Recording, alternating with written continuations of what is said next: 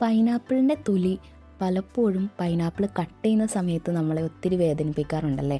അതിൻ്റെ ഷാർപ്പായിട്ടുള്ള എഡ്ജ് കാരണം പലപ്പോഴും നമുക്ക് കട്ട് ചെയ്യാൻ തന്നെ ബുദ്ധിമുട്ടാണ്. എന്നാൽ ഈ തൊലി ഉപയോഗിച്ചിട്ട് നല്ല ഹെൽത്ത് ബെനിഫിറ്റുള്ള ഒരു ഡ്രിങ്ക് ഉണ്ടാക്കാൻ പറ്റുകയാണെങ്കിലോ, നമ്മുടെ വയറിൻ്റെ ആരോഗ്യത്തിനും ദഹനത്തിനൊക്കെ പറ്റുന്ന ഒരു അടിപൊളി ഡ്രിങ്കാണത്. അപ്പോൾ ഇന്നത്തെ വീഡിയോയിൽ നമ്മൾ അതിൻ്റെ റെസിപ്പിയാണ് നോക്കുന്നത്.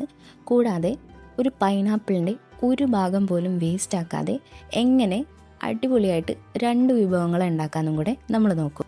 അതിനുവേണ്ടി നമ്മൾ അത്യാവശ്യം വലിയൊരു പൈനാപ്പിൾ ഇവിടെ എടുത്തിട്ടുണ്ട്.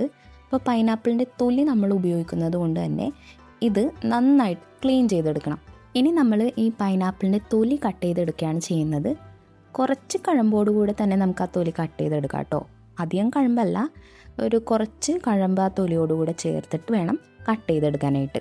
ഇതൊരു മെക്സിക്കൻ ഡ്രിങ്കാണ്. അപ്പോൾ ഇതിനെ പൈനാപ്പിൾ ടെപ്പാഷി എന്നാണ് അറിയപ്പെടുന്നത്. അപ്പോൾ ഇതിൻ്റെ പ്രധാനപ്പെട്ട ഇൻഗ്രീഡിയൻറ്റ് വരുന്നത് ഈ പൈനാപ്പിളിൻ്റെ തൊലി തന്നെയാണ്. തൊലിയെല്ലാം നമ്മളിപ്പോൾ കട്ട് ചെയ്ത് മാറ്റിയിട്ടുണ്ട്. നമ്മൾ ഈ കാണുന്ന കഴമ്പ് ഉപയോഗിച്ച് മറ്റൊരു റെസിപ്പി കൂടെ ഉണ്ടാക്കുന്നുണ്ട്. അപ്പോൾ അതുകൊണ്ട് അവസാനം വരെ എല്ലാവരും സ്കിപ്പ് ചെയ്യാതെ കാണണം. ഇതൊരു ഫെർമെൻറ്റഡ് ഡ്രിങ്കാണ്. അപ്പോൾ അതുകൊണ്ട് ബാക്കിയുള്ള സ്റ്റെപ്പുകളെല്ലാനും ഒരു തുള്ളി പോലും വെള്ളം തൊടാതെ വേണം ചെയ്യാനായിട്ട്. ഇവിടെ നമ്മൾ 1 ലിറ്ററിൻ്റെ ഒരു ഗ്ലാസ് ബോട്ടിൽ എടുത്തേക്കുന്നത്. അപ്പോൾ അതിലോട്ട് പൈനാപ്പിളിൻ്റെ തൊലി ആഡ് ചെയ്ത് കൊടുക്കുക. പിന്നെ കുറച്ച് കഷ്ണം ആഡ് ചെയ്യുക. അത് വേണമെന്നില്ല, കാരണം പൈനാപ്പിളിൻ്റെ തൊലി മാത്രം മതിയാവും. ഇതിലേക്ക് തൊലി കളയാത്ത ചെറിയ ഇഞ്ചിയുടെ പീസ്, 2 പട്ട, ഇനി ഒരു സ്റ്റാർ, ഇനി കുറച്ച് ഗ്രാമ്പൂ, ഇനി അത് കൂടാണ്ട് കുറച്ച് കുരുമുളകും കൂടെ നമ്മൾ ഇതിലോട്ട് ആഡ് ചെയ്ത് കൊടുക്കുന്നുണ്ട്. ഇതെല്ലാം കൂടാതെ ബ്രൗൺ ഷുഗർ നമുക്ക് ആഡ് ചെയ്യണം. പക്ഷേ അത് വിചാരിച്ച സമയത്ത് കിട്ടാത്തതുകൊണ്ട് പനങ്കൽക്കണ്ടം പൊടിച്ച് വെച്ചതാണ് നമ്മളിവിടെ ആഡ് ചെയ്ത് കൊടുക്കുന്നത്. ഏകദേശം ഒരു 200 അല്ലെങ്കിൽ 250 ഗ്രാം പനങ്കൽക്കണ്ടത്തിൻ്റെ പൊടി നമ്മളിതിൽ ചേർക്കുന്നുണ്ട്. തിളപ്പിച്ചാറിയ വെള്ളവും കൂടെ നമ്മളിതിൽ ചേർക്കണം.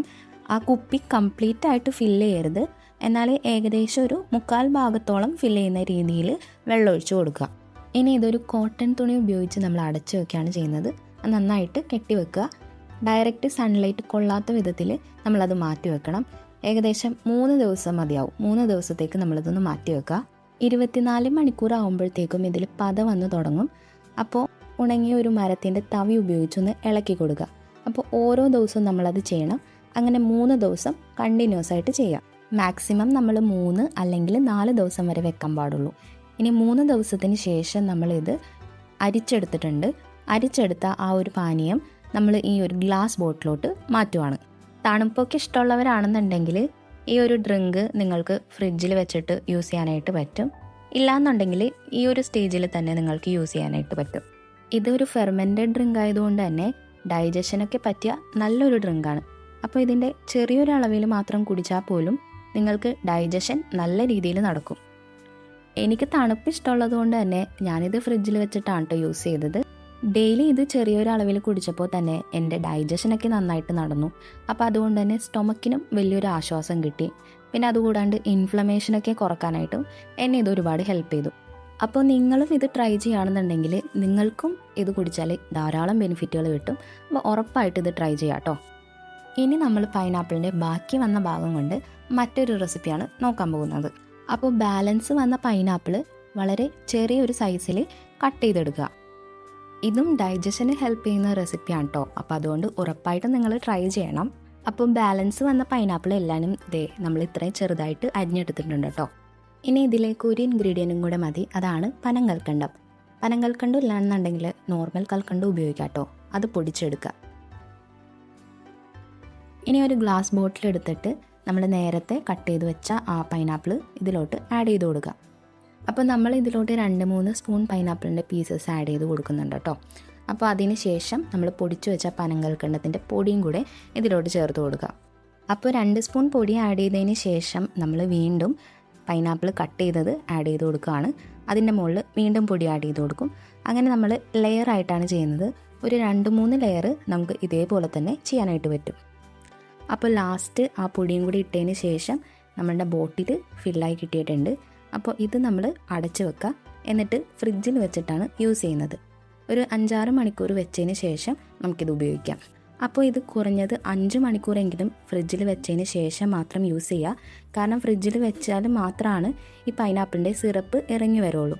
അപ്പോൾ നമ്മളിത് രാവിലെ ഉണ്ടാക്കിയിട്ട് വൈകിട്ടാണ് ഇത് കഴിക്കാൻ വേണ്ടിയിട്ട് എടുത്തിട്ടുള്ളത്.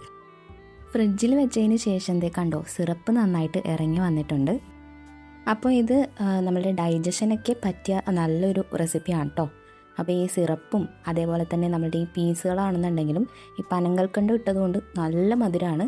അപ്പോൾ അതുകൊണ്ട് ഇപ്പോൾ പൈനാപ്പിൾ ഇഷ്ടമില്ലാത്തവർക്കാണെന്നുണ്ടെങ്കിൽ പോലും ഈ ഒരു സംഭവം എന്തായാലും ഇഷ്ടപ്പെടും.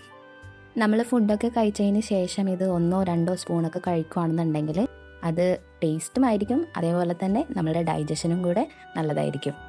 അപ്പോൾ ഈ 2 റെസിപ്പിയും നിങ്ങൾ എന്തായാലും ട്രൈ ചെയ്യുക. പൈനാപ്പിളിൻ്റെ ഒരു ഭാഗം പോലും ഇനി വേസ്റ്റ് ആക്കണ്ട.